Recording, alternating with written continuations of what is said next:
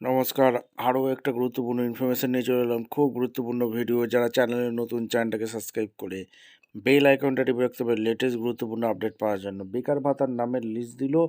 লিস্টের নাম থাকলেই মাসেই মিলবে ১৫০০ টাকা।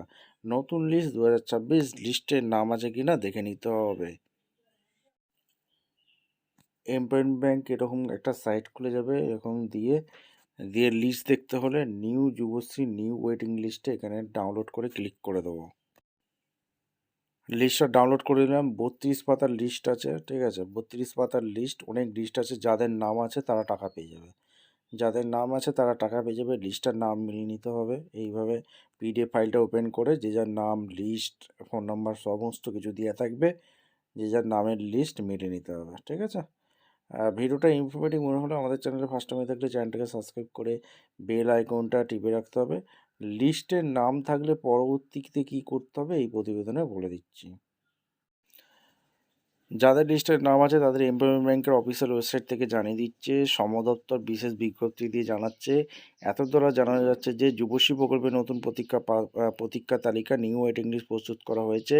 উক্ত তালিকাটি এমপ্লয়মেন্ট ব্যাংক অফিসিয়াল ওয়েবসাইটে এমপ্লয়মেন্ট ব্যাংক www.gov.in অফিসিয়াল ওয়েবসাইটে গিয়ে ভিউ যুবশ্রী ওয়েটিং লিস্টের লিঙ্কটিতে পাওয়া যাবে।